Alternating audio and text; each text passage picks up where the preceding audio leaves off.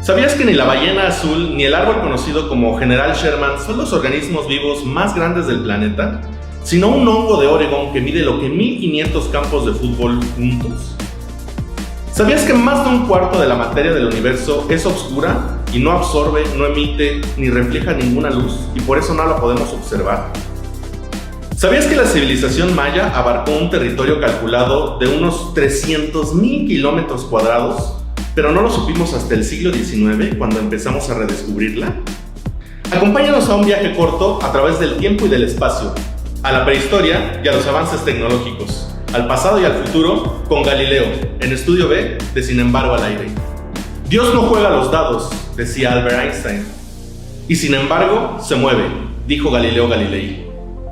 El universo lleva vuelo y nosotros también. Súbete a un paseo de curvas y también de líneas rectas con Galileo. Todos los viernes un episodio distinto a las 4 de la tarde, tiempo del centro de la República Mexicana. Galileo, por Estudio B, el nuevo canal de Sin embargo al aire en YouTube. ¿Ya te suscribiste?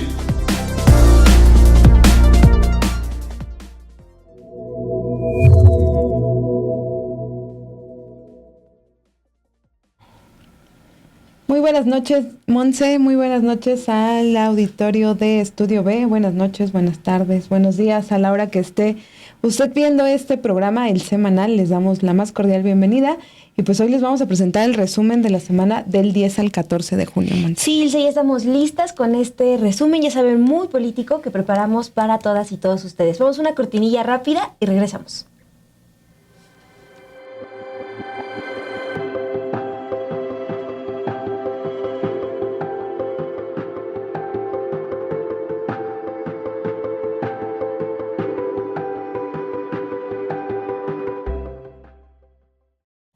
Bueno, vamos a comenzar con la información del día lunes 10 de junio y pues seguimos con los resultados ya oficiales. Todavía falta algunos temas de constancias y algunas impugnaciones, por supuesto, pero ya terminaron los cómputos distritales también del Congreso y pues ya se confirma que Morena arrasó en las urnas también en el tema de la Cámara de Diputados y de senadores, un poquito menos en senadores, pero en ambos pues consigue casi la mayoría calificada que se tenía planeado para impulsar el llamado Plan C, que impulsa a su vez el presidente Andrés Manuel López Obrador.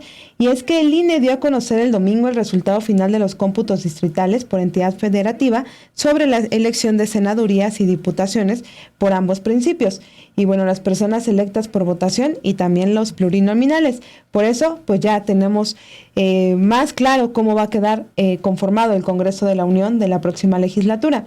De los 32 espacios en juegos por la vía mayoría relativa, Morena y sus aliados obtuvieron 30, 10 de Morena, 1 del PBN y 19 por la coalición. En tanto, la coalición PAN-PRI-PRD obtuvo 2 senadurías por esta vía, las cuales ganó en Aguascalientes y Querétaro. Estamos hablando del Senado, ¿verdad, Monse? Sí.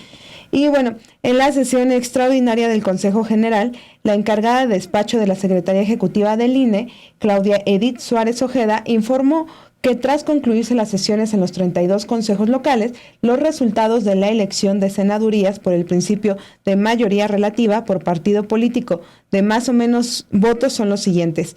Movimiento Ciudadano obtuvo 6,460,220 votos.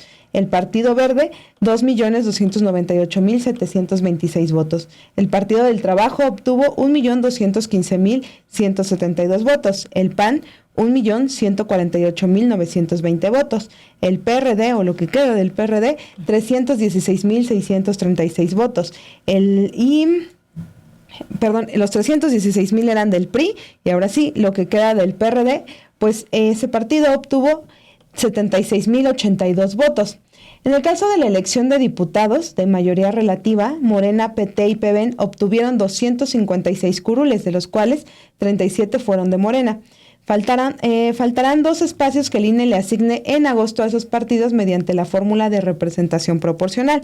Por su parte, la alianza PAN-PRI-PRD obtuvo 42 diputaciones, de las cuales 3 son del PAN, también por el principio de mayoría relativa, y faltarán las asignaciones que haga el INE de legislaciones plurinominales a esos partidos. Las mayorías de las diputaciones obtenidas por la oposición fueron en Chihuahua, Coahuila, Querétaro, Guanajuato, Nuevo León y Aguascalientes. Por su parte, Movimiento Ciudadano obtuvo por la vía de mayoría relativa una diputación federal por el estado de Jalisco. Y bueno, así tenemos que en el caso de diputados, pues Morena alcanza la mayoría calificada y en el Senado se queda casi por alcanzarla, pero sí, básicamente será un congreso de mayoría Morena y sus aliados. Sí, lo que estaba viendo ahorita es que me faltó ahí poner el dato de que en el Senado Morena de votos quedó con 7,526,453, porque así como les dimos la lista, parecía que Movimiento Ciudadano era el que había tenido más, pero bueno, nada más para que tengan ahí el dato de que sí son bastantes votos para Morena, y por eso de que está arrasando allá en las urnas, Ilse. Y bueno, vamos también con otra información destacada de ese lunes 10 de junio, porque en Palacio Nacional se realizó la primera reunión entre la presidenta electa Claudia Sheinbaum y el presidente Andrés Manuel López Obrador. Ya había avisado tanto la morenista Claudia Sheinbaum como el presidente que se reunirían ese día. Bueno, lo que sorprendió fue el recibimiento que tuvo la presidenta electa, porque ese día pues el presidente Andrés Manuel López Obrador acude a las puertas del Palacio Nacional, la abraza, le levanta la mano, y bueno, hubo también ahí, no sé si tuviste, Ilse, este beso muy cuestionado que le da al presidente, ¿no? Nos mencionan, bueno, es una muestra de todos los años que llevan trabajando como, pues en esta cuestión política, pero también están las observaciones de que, o sea, este cuestionamiento de, bueno, ese beso se lo habría dado a un hombre, a un compañero hombre, como que, no sé si, a mí sí me dejó pensando, la verdad, fue un análisis que no hice al principio, pero bueno, ustedes seguro vieron este gesto, y nada más les dejo ahí el comentario para que nos cuenten qué opinan. Y algo que destaca después de esta reunión es que la presidenta electa, la virtual presidenta electa, comentó en una conferencia de prensa, la primera que da en Palacio Nacional, que pues la intención es continuar con el plan C, pero lo novedoso es que hace una invitación a difundir la información sobre este plan C, sobre específicamente de en qué consiste la reforma judicial. Hizo una invitación a que participen en la discusión tanto ministros, abogados, también personal de las académicos y trabajadores, pues que se involucren en esta discusión y para poder explicar de qué va la reforma judicial. Lo que deja claro es que no se realizará como o sea, no está en juego si se aplica o no la reforma, sino la invitación a que se cuestione, a que se dé a conocer. También habló de la importancia de acelerar, por ejemplo, cambios a la ley del ISSSTE e incorporar a la Constitución los apoyos a mujeres y niños. A las mujeres específicamente, para que reciban esta pensión del bienestar desde los 60 años, de 60 a 64 años. Y bueno, también pues ya les dejo aquí pues esto destacado, que el llamado es a discutir ya con las barras de abogados, con los ministros, con los magistrados, esta reforma al Poder Judicial. Así es, Monsi. Bueno, otra información del día lunes, pues ya empiezan a salir justo lo que ganaron y sobre todo lo que perdieron algunos partidos políticos, sobre todo los partidos de oposición. Y pues les vamos a presentar este reportaje de nuestra compañera Nancy Gómez, que se publicó el día lunes, de pues cómo Alito se aferra al poder mientras la noche se hace más noche para el PRI. El priismo pues justamente plantea en este reportaje nuestra compañera Nancy Gómez, camina hacia el abismo. Vamos a verlo y continuamos. Alejandro Moreno Cárdenas descartó renunciar a su cargo como líder nacional del Partido Revolucionario Institucional luego de los resultados de las elecciones del pasado 2 de junio, donde según los cómputos distritales obtuvieron apenas el 9.54% de la votación presidencial. Lejos queda el PRI, que gobernó el país por 70 años, pues actualmente solo retiene 2 gubernaturas en coalición, Coahuila y Durango. Los descalabros más grandes han sucedido en los últimos años con Alito, quien alargó un año más su mandato para asegurarse un cargo público. La expresidenta del PRI, Dulce María Sauri, evaluó el mandato de Moreno Cárdenas con una advertencia. Mira, veámonos en el espejo del Partido de la Revolución Democrática. El PRD en 2018 tuvo alrededor del 10% de la votación nacional. En 2021, con la coalición, tuvo más o menos la mitad. Y ahora está a punto de perder el registro. Pregunté qué pasó en el PRD. Veamos, el PRD es muchísimo más joven como partido político, es de 1989, nosotros somos de 1929. Sí. Pero yo creo que la revisión tiene que ir sobre el proyecto, sobre las estrategias, sobre los compromisos y también sobre los perfiles de la dirigencia. José Encarnación Alfaro, exsecretario de organización del Comité Ejecutivo Nacional del PRI, coincidió y dijo que si el PRI no se reforma, refunda o renueva, va directo a la extinción. Exactamente. O sea, no podemos decir que, éramos el 30%. Pero mira, ahora ya somos el 22%. Seguimos siendo fuerza grande. Ya somos el 16%. Seguimos siendo fuerza grande. Y ahora somos el 10%. O sea, ya nos ganó Movimiento Ciudadano. Y al rato, ¿qué seremos? ¿El 5%? Y al rato, ¿PRD? No, Nancy. O el PRI se reforma, o el PRI se actualiza, o el PRI se refunda, o el PRI va derecho a la extinción. Y en mucho tendrá que ver la actitud que asumamos los priistas en el país frente a una dirigencia que tal parece que no está dispuesta a ceder espacios a otras fuerzas y otras corrientes dentro del propio partido. La debacle electoral y territorial del PRI comenzó en 2016, cuando perdió 7 de las 12 gobernaciones que estaban en juego. Luego, en 2018, perdió la presidencia con José Antonio Meade, quien logró apenas el 16.4% de la votación. Pero la crisis se agravó cuando Moreno Cárdenas fue nombrado dirigente nacional en agosto de 2019, y de tener 12 gubernaturas, en 2021 perdieron 8. En 2022 dejaron de gobernar Hidalgo y Oaxaca, y en 2023 perdieron el Estado de México, uno de sus bastiones más fuertes. La presencia del PRI estaba reducida a su mínima expresión cuando inició el proceso electoral de 2024, situación que se agravó con las salidas de figuras priistas como Miguel Ángel Osorio Chong, Claudia Ruiz Massieu, Nubia Mayorga, Erubiel Ávila, Omar Fayad y, más reciente, Alfredo del Mazo Maza y Alejandra del Moral. Los pleitos internos, el distanciamiento con figuras muy importantes del partido, producto precisamente de esa centralización, de esa concentración del poder y la centralización de las decisiones en el presidente del partido, llevaron a un problema serio en el grupo parlamentario del Senado, que llevó a la defenestración de justamente Miguel Ángel Osorio Chong, un personaje político distinguido en la administración pública y distinguido en nuestro partido, y de ahí se desgranaron una serie de situaciones que la actitud de la dirigencia nacional, del presidente del partido, no hizo sino acabar de complicar.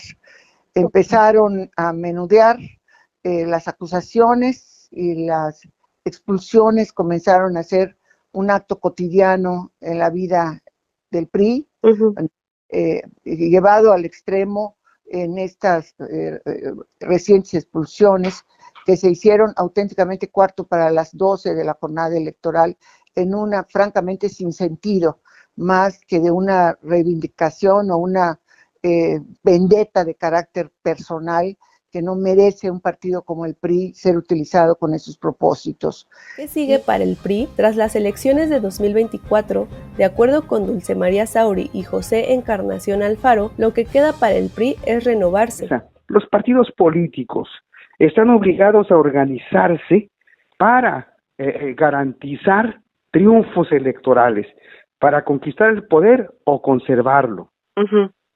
En el caso del PRI, lo que queda claro es que su estructura, sus estrategias, su integración, su programa ya son anacrónicos. Ya están fuera del lugar, ya no corresponden a la época de ninguna manera. Nancy, el PRI tiene los mismos documentos básicos que se aprobaron en el 2017. O sea, ¿cómo es posible que tengamos un programa de acción de cuando éramos partido en el gobierno? Y tenemos la estructura de organización territorial de 1946. Y tenemos la estructura de organización sectorial de los años 50. O sea, no es posible que se piense que con ese aparato viejo, anacrónico, el partido pueda modernizarse. ¿Y qué ha pasado? Que la actual dirigencia nacional ha sido un freno, hay que señalarlo con claridad, ha sido un freno que ha impedido que el partido opere la reforma urgente y necesaria. Dulce María Sauri agregó que el PRI no puede vivir de sus glorias pasadas y que si había alguna duda quedaron totalmente despejadas el domingo pasado. La apuesta que ella ve está en los jóvenes. ¿A dónde volteamos a ver? A las y los jóvenes que están dando resultados.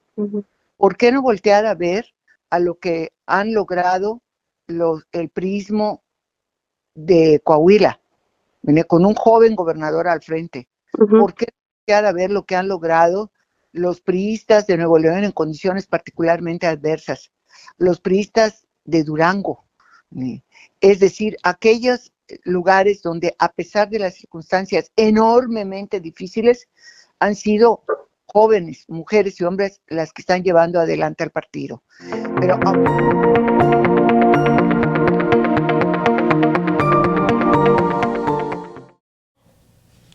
bueno, ya saben, el texto completo lo encuentran en Sin embargo MX, porque hay que seguir analizando, Ilse, cómo quedaron estos partidos, ¿no?, de oposición, PAN, PRI, PRD. Vamos a avanzar con la información del martes 11 de junio. Bueno, ese día, desde su conferencia matutina, el presidente López Obrador aseguró que sí urge aprobar una reforma al Poder Judicial en septiembre, pues reiteró que hay mucha corrupción. Dijo que este poder está secuestrado por la delincuencia organizada y la delincuencia de cuello blanco. Como ejemplo, pues puso el caso de el exgobernador de Chihuahua, César Duarte, lo que han dictaminado jueces en ese sentido.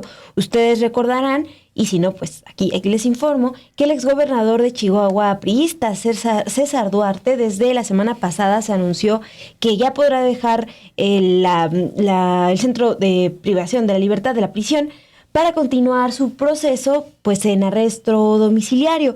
Él enfrenta causas penales por corrupción y peculado. Esto fue algo que determinó la jueza Hortensia García. Lo que decide es pues modificar las medidas cautelares con el expriista porque vencieron los 2 años de privación de la libertad que establece la ley para que una persona pues lleve su proceso penal detenido. En ese sentido, pues el presidente López Obrador puso como ejemplo este caso para hablar de que quienes se oponen a esta reforma al Poder Judicial son los que se han beneficiado por la corrupción. Vamos a escuchar qué es lo que dijo el presidente López Obrador la mañana del martes 11 de junio. Ya se sabe lo suficiente, porque se ha venido informando, a ustedes les consta, de cómo hay mucha corrupción en el Poder Judicial, mucha corrupción. Está el Poder Judicial secuestrado, tanto por la delincuencia organizada como por la delincuencia de cuello blanco. Y no está el Poder Judicial al servicio del pueblo. Jueces, magistrados, ministros no imparten justicia. Hay, desde luego, honrosas excepciones, No podemos así generalizar. Hay jueces buenos, ministros, magistrados, pero en general está mal el Poder Judicial. Entonces, necesitamos esa reforma. O sea, es urgente que se Sí, urge. Esto es algo que ya ha mencionado el presidente López Obrador en otras ocasiones y que pues también es importante leerlo con la propuesta que les decíamos, hizo el lunes la presidenta electa Claudia Sheinbaum, porque pues es una invitación a cuestionar cómo están actuando los jueces y pues también a pensar incluso cómo está funcionando todo el sistema judicial, ¿no, Ilse? Desde el trabajo también que realizan las fiscalías antes de llegar a presentar un caso al juez y pues a bajar toda esta información a la ciudadanía, quién actuó mal en ciertos casos, ¿no? De César Duarte, pues conocer todo desde el inicio, cómo se armó la investigación. Eso es parte de lo que se está planteando también, de dialogar y abrir a la ciudadanía la discusión de si es importante o no avanzar con una reforma al Poder Judicial. Así es, Monsi. Bueno, también aparte de la discusión que ha abierto la reforma al Poder Judicial, pues ha sido que se llamó nerviosismo a los mercados, que ya algunos líderes banqueros pues dijeron que no hay tal, sino más bien es una mala semana que tuvo el peso y la bolsa mexicana, que sí derivado de esta discusión. Sin embargo, pues el día martes el presidente Andrés Manuel López Obrador criticó a quienes han promovido el nerviosismo, dijo, de los mercados después del triunfo de Morena, que pues abrió paso a que se recordara que en septiembre que viene, cuando se instale la nueva legislatura en el Congreso de la Unión, pues se retomen las reformas que quedaron pendientes del llamado Plan C del presidente, entre ellas sobre todo la reforma al Poder Judicial. Y bueno, el presidente consideró el martes que hay desajustes, pero como se trata de que haya un verdadero Estado de Derecho, que es lo que quieren los inversionistas, no los especuladores, los verdaderos empresarios, señaló, quieren un Estado de Derecho, los especuladores quieren un Estado de chueco. Entonces ellos son los que no quieren una reforma para limpiar al poder de corrupción al Poder Judicial. El presidente pone como ejemplo, se ha limpiado o se ha empezado a limpiar al gobierno de corrupción y eso ha ayudado a mejorar las finanzas del país. Él dice, tenemos una economía fuerte gracias a ello. Entonces plantea que también esta reforma al Poder Judicial para también limpiarlo de corrupción, pues a la larga también va a ayudar a la economía. Pero vamos a escuchar lo que planteó el presidente respecto a este nerviosismo del que se habló esta semana. Entonces entiendo muy bien de que no les guste y empiezan algunos a presionar para ver si hay nerviosismo, ¿no?, en los mercados. Nuestra economía está muy fuerte, afortunadamente. Entonces, ¿cuánto tiempo les va a durar estar promoviendo ese nerviosismo en la televisión, en la radio, en las columnas de expertos financieros? ¿Saben que le movieron? Y hoy debe estar como, a ver cómo está el peso con relación al dólar. Debe estar como 18.40, 18.50. 37. Bueno, les puedo decir que el 18.37, ¿sí?, es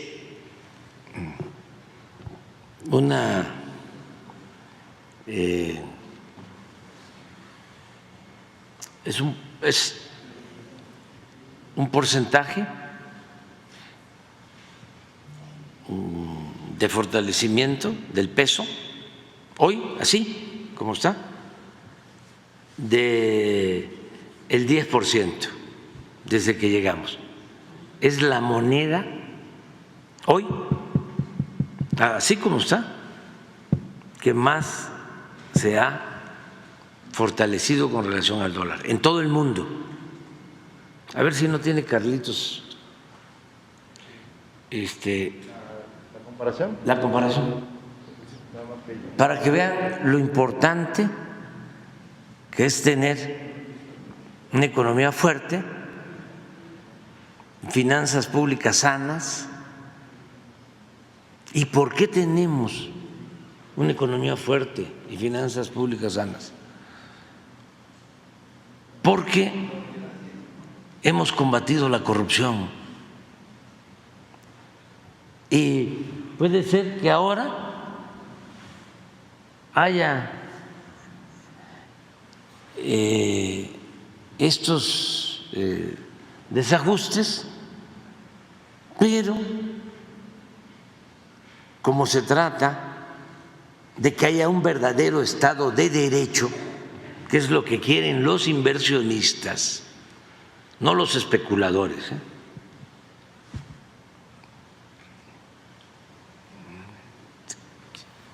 Los verdaderos empresarios quieren un Estado de Derecho. Los especuladores quieren un Estado de chueco. Entonces, ellos son los que no quieren una reforma para limpiar de corrupción el Poder Judicial. Bueno, y además de esta reforma al Poder Judicial, pues también es importante destacar que la presidenta electa Claudia Sheinbaum ha anunciado otras reformas que no están peleadas con las que propuso el presidente Andrés Manuel López Obrador el 5 de febrero. Ella también, por ejemplo, ha planteado que es importante empezar con una reforma que prohíba la reelección en todos los cargos de elección popular, también una que fije ya pues el aumento al salario mínimo, también reformas, les decía, al ISSSTE, lo de las becas para niñas y niños. Así que no es solamente la cuestión de la reforma al Poder Judicial. Vamos a ver este video que preparó la unidad multimedia de Sin embargo, con información de Obed Rosas sobre las otras reformas que también está impulsando la presidenta electa Claudia Sheinbaum.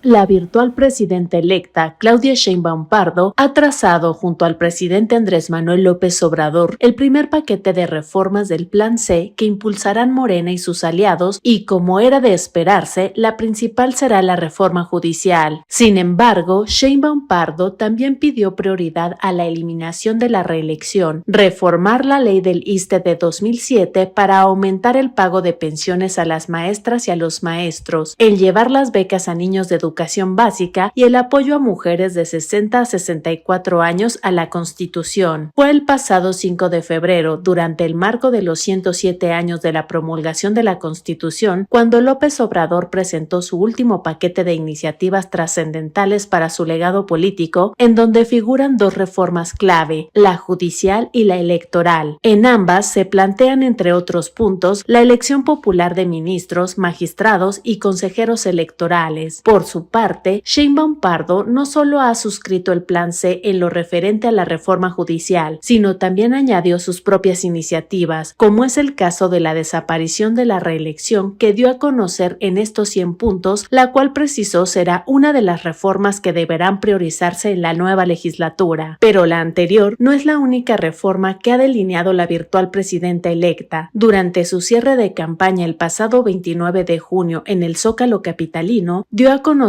que también llevará a la Constitución el aumento al salario mínimo. Asimismo, ha dicho que luchará por la aprobación de la reforma constitucional que presentó el presidente para el reconocimiento de las culturas y las lenguas indígenas, y que apoyará la iniciativa para prohibir constitucionalmente el maltrato a los animales. Además del respaldo a las iniciativas ya presentadas, Claudia Sheinbaum ha anunciado otras que buscará impulsar, como el elevar a rango constitucional la igualdad sustantiva de las mujeres en todas sus formas y el derecho a una vida libre de violencias, así como reformas legales para garantizar gabinetes paritarios por siempre, la erradicación de la brecha salarial y otras medidas igualitarias. Finalmente, Sheinbaum dio a conocer que planteará que el acceso al agua para consumo humano sea una prioridad, ante lo cual impulsará cambios en la ley de aguas, con una visión integral.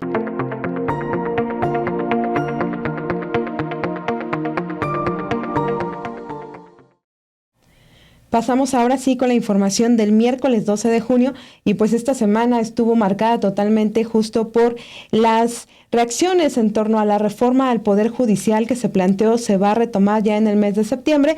Sin embargo, pues muchas de esas reacciones, Monse, parecían de sorpresa, como si de verdad se estuviera nuevamente proponiendo o como si pensaban que la virtual presidenta electa Claudia Sheinbaum pues no iba a continuar con estas reformas del presidente.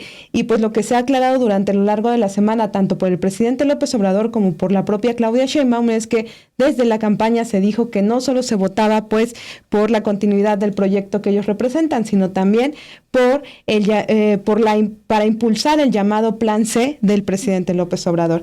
Y bueno, justo el día miércoles por la mañana, el presidente aseguró en su conferencia matutina que se equivocan quienes piensan que se va a dar marcha atrás al proyecto de reforma al Poder Judicial solo porque hay nerviosismo financiero, ya que está de por medio la justicia y no se puede cambiar, dijo, corrupción por justicia. El mandatario fue cuestionado justo por este debate en torno a la reforma al Poder Judicial y consideró que en materia económica hay avances muy importantes en el país. Dijo, por ejemplo, que en cuanto al peso, se les olvida que no se veía un fortalecimiento de nuestra moneda como el actual desde hace 50 años. O sea, un poco planteó que se puede resistir lo que se está viviendo en estos momentos.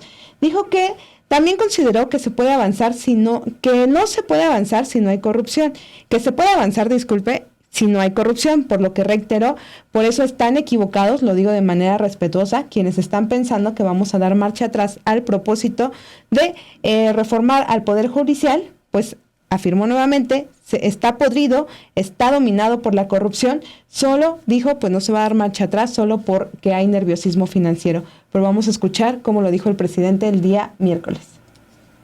Por eso están equivocados, lo digo de manera respetuosa, quienes están pensando que vamos a dar marcha atrás al propósito de reformar el Poder Judicial, que está podrido,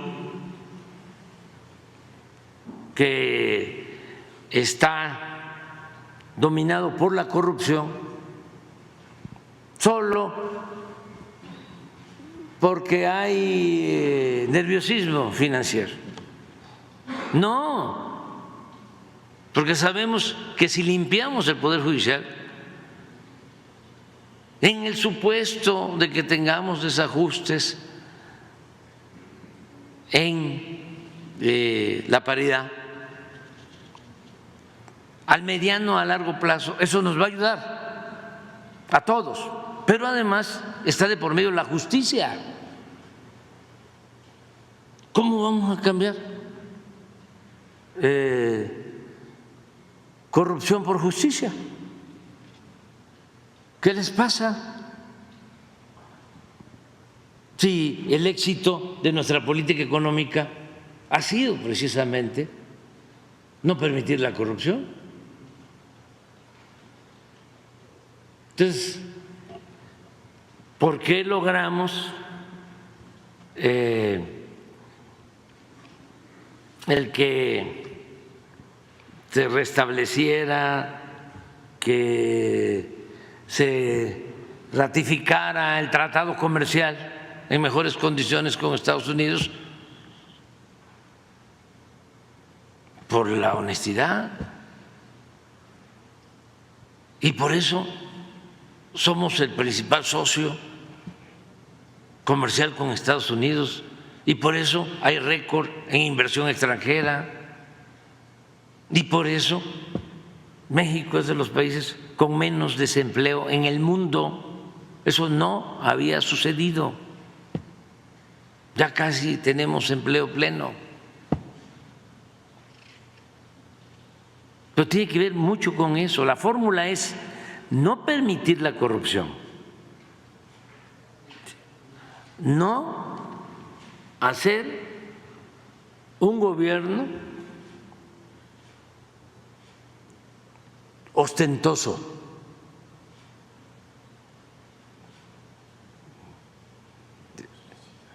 o al revés, gobernar con austeridad. ¿Sí? Es honestidad y austeridad. Y con eso se dispone de muchísimo dinero para atender las necesidades del pueblo y reactivar la economía. Esa es la fórmula. Por eso lo del Poder Judicial. Y bueno, casi en el mismo sentido y casi a la misma hora de la conferencia matutina, Claudia Sheinbaum, la virtual presidenta electa de México, escribió este mensaje en su cuenta de X. El pueblo de México votó por la continuidad y el avance de la Cuarta Transformación. No hay marcha atrás. Vamos por más bienestar, justicia y democracia para nuestro amado país, usando también un poco las palabras que ya había emitido el presidente desde la conferencia matutina. Sí, pues siguiendo con esto que ha comentado la virtual presidenta Claudia Sheinbaum, pues también el día miércoles dio detalles sobre de qué van las iniciativas que va a impulsar y particularmente los dos nuevos programas sociales que va a buscar implementar.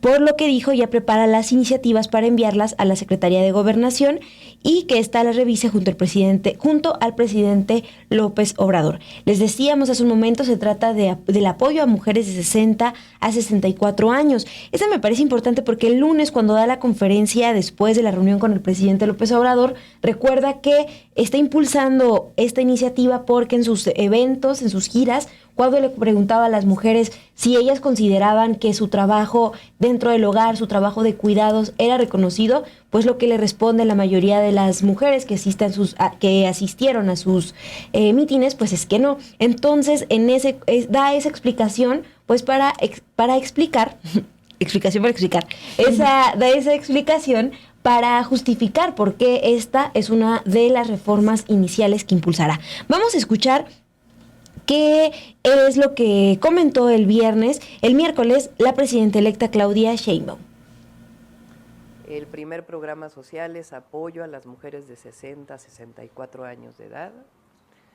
Este es un programa que tiene como objetivo reconocer el trabajo de las mujeres en el hogar. Las mujeres nos hemos dedicado durante años al trabajo del hogar.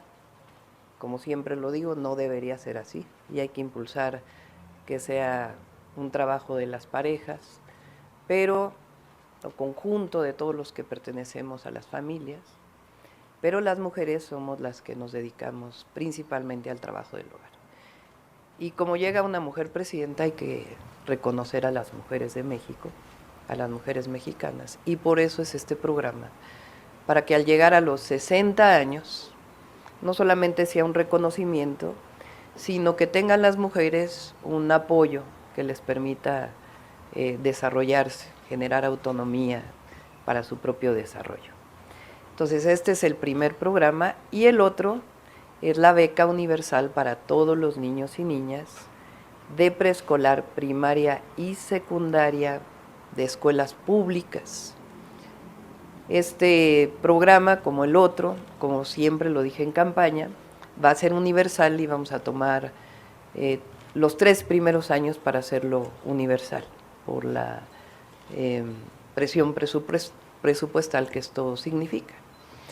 Entonces, el día de hoy lo que les quiero anunciar es que en el caso de la beca de niños y niñas, ya hemos hecho el estudio, vamos a iniciar en 2025 con todos los niños y niñas de secundaria o los adolescentes de secundaria. Ahí va a ser nuestro inicio en el 2025, y en el caso de las mujeres es para 1 millón de mujeres, como lo dije en los 100 puntos. Esto lleva un cambio constitucional también para el artículo 4º constitucional. Ya estamos preparando la iniciativa. Nuestro objetivo es que la envíe el presidente de la República para que no tenga que ser a partir del 1 de octubre, sino que se envíe antes.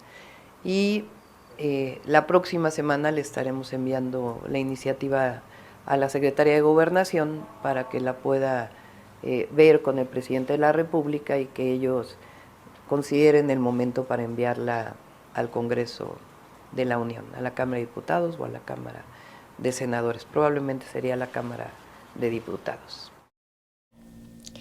Bueno, Ilse, también esta semana, el miércoles, sin embargo, compartimos con todos ustedes una crónica sobre qué está pasando con el PRD a nivel federal. Ustedes saben que no alcanzó el 3% mínimo de la votación que la ley de los partidos políticos requiere para pues mantener su registro.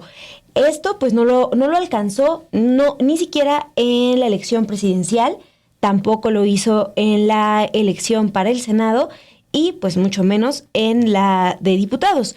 En ese contexto es que hice un recorrido a la sede del Partido de la Revolución Democrática, que se ubica en la avenida Benjamín Franklin, número 84, aquí en la Ciudad de México, y también a la sede histórica que está en Monterrey, número 50. Y bueno, ¿qué es lo que encontramos, lo que encontré en esos lugares? Pues para empezar, se ve a trabajadoras que salen pues cabizbajas, también ya con sus pertenencias personales. Eso es algo que desde el fin de semana estuvieron reportando varios medios de comunicación y que, ¿por qué? Porque están siendo llamados a firmar pues su liquidación. Entonces también lo que comentan muchos es que están todavía como sorprendidos porque al final, por ejemplo, les invito a que después de ver el semanal revisen esta crónica que preparamos para ustedes, porque está, por ejemplo, el testimonio de un trabajador que él empezó a militar en el PRD desde hace 33 años, cuando era estudiante todavía del CCH, y pues estaba muy sorprendido porque plantea, bueno, yo creía en un PRD, cuando se hacen estas alianzas con el PRI, con el PAN, yo considero que se empiezan a sumar más a la derecha, pero bueno, respeté, ¿no?, lo que decía el partido, porque al final pues es la democracia y lo que diga la mayoría, ¿no? Entonces, también lo que encontramos es que afuera de la sede del PRD, incluso hay vecinos que se paran a ver pues qué está pasando, porque también llama la atención que están afuera cámaras, ¿no?, viendo qué está pasando fuera del partido, y una vecina también, pues muy crítica a lo que representó el PRD, mencionó, por ejemplo, en un primer momento el PRD aglutinó a los movimientos de izquierda más fuertes, más destacados acá en México, y poco a poco pues se fue acercando a la derecha, y planteó una cuestión que ya hemos comentado aquí en estos espacios de Sin embargo, que es, espero que dijo esta vecina, que sea una enseñanza a Morena, que ahora representa a la izquierda aquí en México, para pues que no siga los pasos de el PRD, Ilse. Y bueno, todo eso también se da en un contexto en donde, aunque por ejemplo, el PRD de la Ciudad de México sí mantiene su registro, pues también está pasando por una crisis. Ahí ustedes tienen que saber que desde en abril los militantes del partido en la Ciudad de México incluso protestaron porque no estaban recibiendo sus pagos. Y cuestionados también de manera anónima, porque pues no quisieron dar sus nombres, me platicaban que pues sí, mantuvieron su registro en la Ciudad de México, pero hay incertidumbre porque han cuestionado desde hace tiempo la dirigencia de Jesús Zambrano, que llevó al partido a tener la votación más baja en su historia, en sus 35 años de historia. Entonces lo que están cuestionando es, pues la verdad no tenemos garantía de nada, porque ya en algún momento pues estuvieron en peligro, ¿no?, nuestros sueldos. Y pues ahí queda la enseñanza, Ilse, del PRD, un partido que apenas el 5 de mayo celebró sus 35 años. Y pues muy, muy curioso, porque justo enfrente de esta sede que ustedes están viendo, hay hasta un jardín que inauguraron apenas en el 5 de mayo, donde dice, pues somos los representantes de la verdadera izquierda. Poquito menos de un mes después, pues vemos que no alcanzan el registro nacional. Ahí está esa crónica, no se la pierda si aún no la ha visto en Sin embargo al aire, muy buena de qué está ocurriendo con la extensión del PRD. Pero ya nos vamos al jueves 13 de junio y vamos a comenzar con una información que se empezó a generar desde el mismo miércoles por la noche, y son estas declaraciones que comenzó a dar desde el miércoles por la noche al periódico Reforma y a Latinus la ahora ex candidata de la oposición Xóchitl Gálvez Ruiz. Y pues ella dio varias declaraciones en torno a lo que fue la campaña, dijo que hubo mucha inequidad, que va a insistir en eso. Ya incluso el mismo jueves presentó la impugnación contra la elección federal, y aunque dijo que pues también ella no tuvo mucho apoyo del partido, en específico del PAN. Pues lo interesante de estas revelaciones que hizo fue pues el trato que recibió en específico del dirigente del PAN, Marco Cortés. Pues ella narra que la noche del 2 de junio, narra cómo vivió esa tarde y noche, y pues explica primero que ella esperaba los resultados, que en esta primera intervención que hace junto a los líderes de los partidos, ella decidió salir porque los mismos partidos le dijeron que tenían datos de que estaban ganando en al menos 6 estados en los que hubo elección a gubernatura. Entonces dice, por eso yo decidí salir. Dijo, pues si nos está yendo tan bien, pues al menos no estaba pensando en la derrota. Dice que ya después empezó a ver el panorama de algunas encuestas de salida y pues mejor se decidió esperar. Luego vieron el tuit polémico, ya que se volvió polémico, de la CIRT, donde felicitaban a Claudia Sheinbaum por su triunfo como presidenta, y pues comenta que Max Cortázar le pide que se comunique, ella le pide a Max Cortázar que se comunique con los de la CIRT para ver quiénes les habían dado los datos del triunfo de Sheinbaum. Ella afirma que le dijeron los de la CIRT a Max Cortázar que los datos venían directamente de Guadalupe Tadei. Y bueno, ahí se queda esta parte de la historia. Luego ella también cuenta que se espera los conteos rápidos. Sale Guadalupe Tadei a decir los conteos rápidos que dan el triunfo a Sheinbaum y decide llamarle a Claudia Sheinbaum. El dirigente del PAN se da cuenta a través de la televisión que cuando Sheinbaum informa que ya había hablado con Xochitl, y pues dice, él sube, evidente muy enojado, dice, él incluso levanta la voz, le preguntan si le gritó, ella dice, pues sí, habló muy fuerte, y pues para reclamar lo que estaba sucediendo y para decirle que en su discurso donde iban a aceptar la derrota, pues ya no iba a incluir una felicitación a Sheinbaum. También revela que no era la primera vez que ocurría eso, que ya había ocurrido también en el primer debate. Pero bueno, esto fue la noche del miércoles, y la mañana del día jueves, tanto la CIRT como Guadalupe Tadei salen a desmentir a Xochitl, algo que ya se ha vuelto común, que desmientan a Xochitl. Y pues Guadalupe Tadei dice que ella no adelantó ningún dato antes de los conteos rápidos, y la CIRT dice que ellos tampoco dieron información y mucho menos le aseguraron a Max Cortázar que el INE les había dado esos datos. Hay una polémica nuevamente de Xochitl Gálvez, Monse, y pues interesante también ver esto que afirma de cómo el trato que recibió del dirigente Marco Cortés. No ha hablado de Alejandro Moreno, pero también no creo que haya sido un muy buen trato, y pues ahí también hay un tema que hay que ver, porque pues seguramente fue una campaña con muchos datos así. Sí, Ilse, y pues interesante, ¿no? Porque también yo veía que después de esas declaraciones, Xochitl, en Radio Fórmula entrevistan a Marco Cortés y pues le preguntan como, pues Xochitl dice esto, y él, bueno, si ella se sintió ofendida, pues, o sea, es su problema casi, ¿no? O sea, no, pero reitera que él está en lo correcto. Exacto, ¿no? o sea, ni siquiera una disculpa, y pues sí te habla mucho del machismo, ¿no? Que hay ahí en esos partidos, porque incluso lo que reconoce ella, Xochitl Gálvez, es, pues yo la felicité y yo no tenía por qué pedirle permiso a los dirigentes de los partidos, y mira, o sea, aún así como reaccionan. Pues ya ahí nos deja ver más de esta dirigencia en específico de Marco Cortés al frente del PAN, que por cierto ya termina este año. Entonces, bueno, hay que estar ahí al pendiente. Y vamos también con otra información, Ilse, del jueves, porque, ese día Claudia Sheinbaum, virtual presidenta electa, anunció que Morena va a realizar 3 encuestas para conocer la opinión de la ciudadanía acerca del Poder Judicial de la Federación antes de que inicien los foros de discusión sobre la reforma constitucional. Por su parte, Mario Delgado, el dirigente de Morena, dio a conocer que una de esas encuestas la hará pues el partido. También Claudia Sheinbaum destacó ayer que su opinión respecto a esta reforma es que el pueblo sí debe elegir a los jueces. Y reiteró, no es novedad, lo dije durante toda la campaña. Es lo que tú mencionabas, lo mencionó desde que inició la campaña. Y vamos a escuchar cuáles fueron estos detalles que da a conocer Sheinbaum Pardo el día jueves.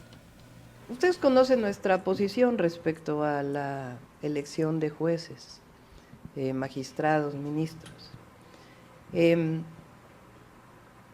La hablamos en la campaña, la pusimos a votación en las plazas, pero eso no quita que se conozca el contenido de la reforma por el pueblo de México y que se escuche en este Parlamento abierto que se está planteando. Mi opinión también es que deben elegirse los jueces, pero creo que también es importante pues que se haga parlamento abierto, y no es novedad, lo dije durante toda la campaña, y acostumbramos a mantener nuestras posiciones, pero también es importante que se conozca. Y el día de hoy estuvo aquí Mario Delgado, ya se mandaron a hacer las encuestas.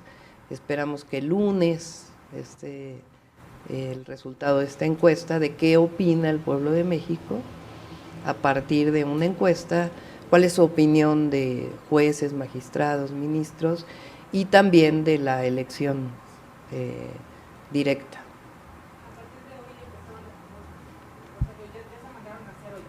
El fin de semana creo que van a estar haciéndose. Sí, el lunes habría los resultados, exactamente. Y el día de hoy en la mañana hablé con el coordinador de Morena en la Cámara de Diputados, con Nacho Mier. Él me comentó que ellos van a dar a conocer cómo sería este proceso de parlamento abierto. Nos vamos ya al viernes 14 de junio, el día de hoy, y queremos darle una información que ocurrió el día de hoy, pero también que se desarrolló desde la semana, desde el día miércoles, y es que hubo una buena noticia porque esta semana el Gobierno de México, a través de la Secretaría de Gobernación, informó que pues ya avanzaron estos trabajos de rescate de los mineros que quedaron atrapados desde el año 2006 en la mina Pasta de Conchos, y pues finalmente se logró llegar a un lugar donde se tenía determinado que ahí había al menos 13 mineros a la hora del derrumbe. Entonces, esta semana anuncian que se logró localizar restos humanos que ya están siendo identificados para finalmente pues llevar un poco de paz a estas familias, Monse, que desde 2006 pues han exigido justicia y a las que se le negó en su momento el rescate de los cuerpos de sus familiares. Y bueno, el día de hoy justamente el presidente López Obrador viajó hasta Pasta de Conchos, acompañado de la virtual presidenta electa Claudia Sheinbaum, en un primer recorrido que están realizando por el norte del país, en esta gira que anunciaron conjunta como parte de los trabajos de transición del gobierno. Y bueno, allá en Pasta de Conchos tuvieron un encuentro con las familias de las víctimas. Estamos viendo imágenes de esta conferencia de prensa que ofrecieron. Ahí hablaron, por ejemplo, la secretaria de Gobernación, que explicó cómo se llevaron a cabo estos trabajos de rescate y cómo se dio con la localización de estos restos humanos. También habló algunos familiares, algunas viudas de los mineros, también una mamá de un minero, y pues en general le agradecieron al presidente López Obrador no haberlas abandonado en esta exigencia de justicia, y pues le agradecieron también haber llegado ya a los primeros resultados, que es estar localizando los primeros restos humanos de mineros. También habló la virtual candidata electa Claudia Sheinbaum, y ella lo importante es que dijo que pues si no se logra terminar con el rescate de todos los cuerpos en lo que queda de la administración actual, ella se comprometió con las familias a continuar con los trabajos hasta que se encuentre a todos los mineros. Finalmente, el presidente López Obrador también tomó la palabra, primero con un discurso en el que destacó que Claudia Sheinbaum no haya llegado a la presidencia. Dijo, es la primera presidenta mujer en México, pero también destacó la trayectoria de Claudia Sheinbaum. Dijo que, por ejemplo, él solo tiene licenciatura y destacó que Claudia Sheinbaum pues tiene hasta doctorado. Luego se dirigió a las familias, dijo que pues lo ideal sería que los trabajos se concluyan antes de que termine su gobierno. Recordó cómo se llegó a esta decisión de rescatar los cuerpos, y pues destacó también el compromiso que hizo Claudia Sheinbaum de continuar con los trabajos de recuperación de los cuerpos si es que no terminan en los meses que restan de la actual administración. Eso es lo que ocurrió allá en Pasta de Conchos esta semana. Monse, algo muy importante, desde 2006 los cuerpos de 63 mineros quedaron ahí atrapados. Durante muchos gobiernos se hablaba de una explosión que ahora también se pone en duda y que por eso no se entraba a la mina, porque decían que era muy peligroso. Pues ahora, 13 años después, más de 13 años después, pues se logra dar con los primeros cuerpos, 18 años después. Ya me confundí con la cifra, pero bueno, ya después también de 2 gobiernos que pudieron hacer trabajos, el de Calderón y el de Peña. Esto ocurrió en el gobierno de Fox, al final el gobierno Fox, con Calderón y Peña pues solo se les dijo a las familias que no se podía hacer nada, y finalmente se logra rescatar los cuerpos de los restos de mineros que van a ser identificados. Sí, es muy, muy importante para estas familias porque pues sí, no pueden darles un descanso, ¿no? a sus familias, sino como tener ya la certeza, el hallazgo de dónde están. Ilse, vamos a avanzar con la información. Los vamos a dejar con este texto, este reportaje que preparó nuestra compañera Romina Gándara, donde ella hace un análisis de cómo quedaron los congresos locales que se renovaron en esta elección del 2 de junio. Pues es importante recordar que Morena y los partidos aliados, el Verde y el Partido del Trabajo, también arrasaron en las elecciones estatales porque ganaron 529 de 663 diputaciones de mayoría relativa. Es decir, están asegurando el 79.78% de los escaños de todo el país. Es una cifra grande. Mientras que la alianza del PAN, PRI y PRD ganó 117 curules, eso representa el 17.65%. Movimiento Ciudadano ganó en 15 distritos. Este análisis pues se hace, ya les digo, lo hizo Romina Gándara después de revisar ya los conteos distritales a nivel nacional. Vamos a ver, Ilse, este video y nosotras nos despedimos. Nos vemos la próxima semana, ya lo saben, aquí en el Semanal por Estudio B. Déjenos sus likes.